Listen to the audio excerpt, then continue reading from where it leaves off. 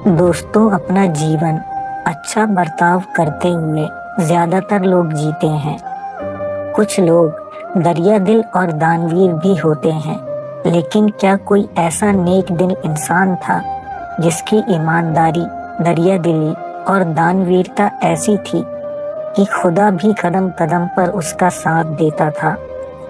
ہاں، ایسا ہی ویکتی تھا حاتم، جس نے دوسروں کے لیے اپنا جیون سمرپت کر دیا۔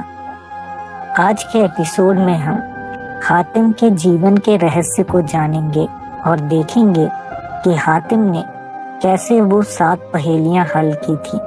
تو ایپیسوڈ کو انت تک ضرور دیکھیے گا۔ دوستوں، یمن میں ایک راجا تھے جن کا نام طے تھا۔ انہیں ایک پتر کی پراپتی ہوئی تو وہ بے حد خوش ہوئے۔ اس پتر کا نام حاتم پڑا۔ انہوں نے راجیہ میں گھوشنا کر دی کہ آج کے دن راجیہ میں جتنے بھی بچے پیدا ہوئے ہیں، سب کے پالن پوشن کی ذمہ داری وہ اٹھائیں گے۔ اس دن راجیہ میں 600 بچوں نے جنم لیا تھا۔ راجا نے دیکھا کہ بچہ دودھ نہیں پی رہا ہے۔ اب آس پاس کے جانکار لوگوں کو فوراً بلوایا گیا۔ انہوں نے بتایا، یہ بچہ اتنی نیک آتما ہے کہ جب تک دوسرے سبھی بچے دودھ نہیں پی لیتے تب تک یہ بھوکا ہی رہے گا۔ اس دن سے حاتم نہ کبھی رویا تھا، نہ ہی اس نے کبھی اکیلے کھانا کھایا تھا۔ بڑے ہوتے ہوتے حاتم کا نام چاروں اور پھیل گیا، کیونکہ ایسے نیک دل انسان اس سمے بھی بے حد کم ہوتے تھے۔ حاتم جیسے ہی تھوڑا بڑا ہوا، وہ اپنی دولت غریبوں کے ساتھ بانٹنے لگا۔ ایک بار وہ مفلس گنج کے علاقے میں جا کر غریبوں کو کمبل اور اشرفیاں بانٹ رہا تھا۔ تبھی اس کی ملاقات منیر شمی سے ہوئی۔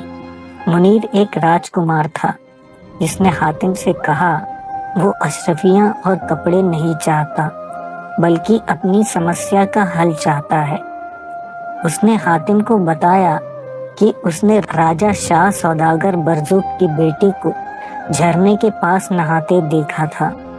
وہاں منیر نے کچھ لٹیروں سے اس کی جان بچائی تھی اور پہلی نظر میں ہی اسے راجکماری سے پیار ہو گیا۔ منیر سوداگر کے پاس ان کی بیٹی کا ہاتھ مانگنے پہنچا۔ تب اسے پتہ چلا کسی شراپ کی وجہ سے راجہ اپنی بیٹی کی شادی نہیں کروا سکتا، لیکن منیر راجکماری سے شادی کرنا چاہتا تھا۔ حاتم نے منیر کو وچن دیا کہ وہ اس کی شادی راجکماری سے ضرور کروائے گا۔ حاتم سوداگر سے ملنے پہنچا تو اسے پتہ چلا کہ ایک سمے سوداگر کی بری نظر ایک پری پر تھی جس کا نام گلمار تھا۔ سوداگر کی بری نظر کی وجہ سے وہ پتھر میں تبدیل ہو گئی تھی۔ اسی سمے پری نے سوداگر کو شراپ دیا تھا کہ جب اس کی بیٹی کی شادی ہوگی وہ بھی پتھر میں تبدیل ہو جائے گی۔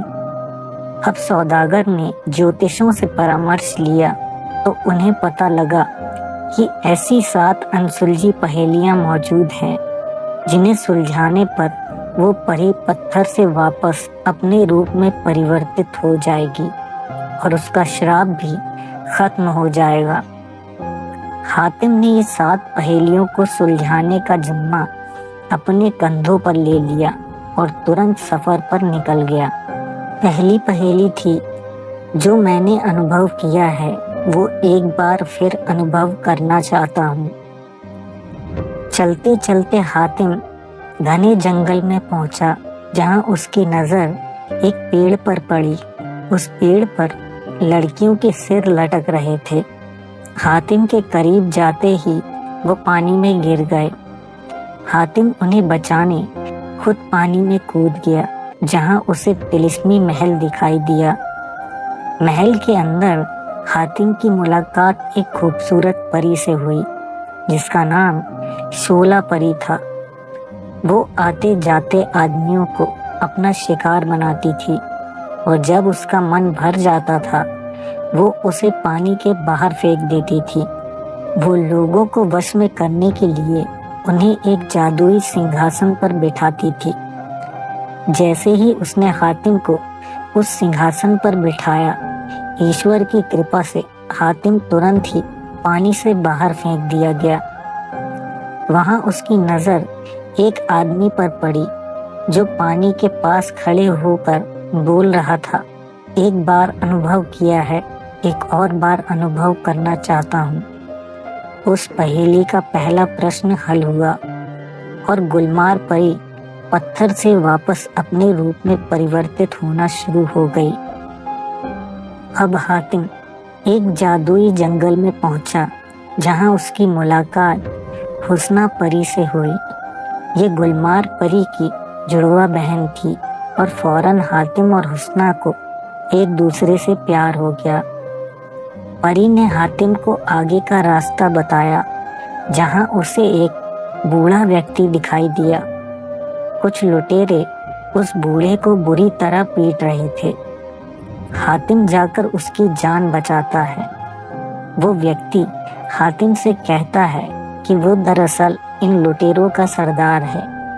एक समय वो इनके साथ लूटपाट करता था, लेकिन अचानक उसकी मृत्यु हो गई। उसे नरक में डालने ही वाले थे, तभी उसका एक छोटा सा कर्म सामने आया। वो हमेशा मछलियों को दाना डालता था। इसी वजह से उसे वापस जीवन दान दे दिया गया। धरती पर आकर उसने धर्म का रास्ता अपनाया और तब से उसके अपने ही साथी उसके साथ ऐसा सलूक कर रहे थे। हातिम को पत्थरों में कुछ शब्द लिखे दिखाई दिए। वो थे, नेकी कर और दरिया में डाल। और यही दूसरी पहेली का हल था। तीसरी पहेली थी, जैसी करनी वैसी भरनी, जिसका हल हातिम को आगे चलकर मिला। जब कुछ सैनिक हातिम को पकड़कर अपनी रानी के पास ले गए। रानी का आधा चेहरा जानवर का था।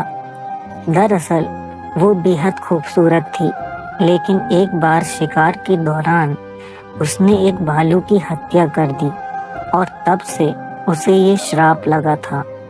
हातिम को पता लगा कि अगर कोई इंसान बिना मरे उस रानी के शरीर से जहरीला खून चूस लेगा तो वो मुक्त हो जाएगी। हातिम ने ऐसा ही किया और रानी को सबक मिला, जैसी करनी वैसी भरनी। अब हातिम आगे बढ़ता है, जहां उसकी मुलाकात शाह परिजात से होती है। शाह अपने बेटे से बहुत प्यार करते थे, लेकिन अचानक उसकी आंखों की रोशनी चली गई। वैद्य हकीमों ने उसका ठीक होना असंभव बताया, लेकिन हातिम ने भगवान से प्रार्थना की और उसकी आंखें लौट आईं। शाह परिजाद ने हातिम से कहा, नेक और पवित्र इंसान की खुदा हमेशा सुनता है। और यही चौथी पहेली का हल था। पांचवी पहेली थी, नीदा के पहाड़ों से खबर लाना। हातिम अपने सफर पर आगे बढ़ा, जहां उसकी मुलाकात एक आदिवासी जनजाति से हुई। वो लोग बेहद उदास थे, क्योंकि वहां एक बड़ा दानव रहता था जो हर महीने कबीले से ढेर सारा भोजन और एक व्यक्ति की जान लेता था। उसे मारने का तरीका एक स्तंभ में लिखा था, लेकिन जनजाति अनपढ़ थी। स्तंभ में लिखा था कि उस दानव की चोटी काटने पर उसकी मृत्यु होगी। हातिम उस दानव को बातों में उलझाकर उसकी चोटी काट लेता है और कबीला खुश हो जाता है। यही रहस्य था नीदा के पहाड़ का, और इस तरह हातिम ने पांचवी पहेली सुलझाई। छठी पहेली थी, मुर्गाबी के अंडे समान मोती का राज। ये चमत्कारी मोती राजकुमार मेहर यावर का था, जिसमें इंसान कुछ भी देख सकता था, लेकिन जादूगर कमलाक ने उसे चुरा लिया। वो उस मोती में खूबसूरत लड़कियों को देखता था और फिर उन्हें ढूंढकर बंदी बना लेता था। हातिम जादूगर के पास पहुंचा, جس نے اپنے طلسم سے حاتم کو بھی بندی بنا لیا۔ حاتم کو حسنہ پری نے آ کر مکت کروایا، لیکن وہ بھی اس جادوگر سے لڑ نہیں سکتی تھی۔ حاتم نے اپنی بدھی کا پریوگ کیا اور اسے پتہ لگا کہ جادوگر کی جان ایک طوطے میں بند ہے۔ حاتم نے طوطے کی جان لے لی اور موتی کو توڑ دیا تاکہ کبھی کوئی اور ویکتی اس کا فائدہ نہ اٹھا سکے۔ اس کے ساتھ ہی چھٹی اور ساتویں پہیلی ایک ساتھ حل ہوئی۔ حاتم کی اس یاترا سے ثابت ہوا کہ وہ اپنی قسمت خود بنا سکتا ہے، اور یہی ساتویں پہیلی کا حل تھا۔ گلمار پتھر سے واپس اپنے روپ میں آئی سوداگر کی بیٹی شراپ سے مکت ہوئی اور اس کی شادی منیر سے ہو گئی۔ دوستوں، حاتم کی ایک کہانی 1001 نائٹس کی کتاب سے ہے، جس میں اسے سچی کہانی بتایا گیا ہے۔ پروفٹ محمد نے کچھ حدیث میں حاتم کا ورنن کیا ہے۔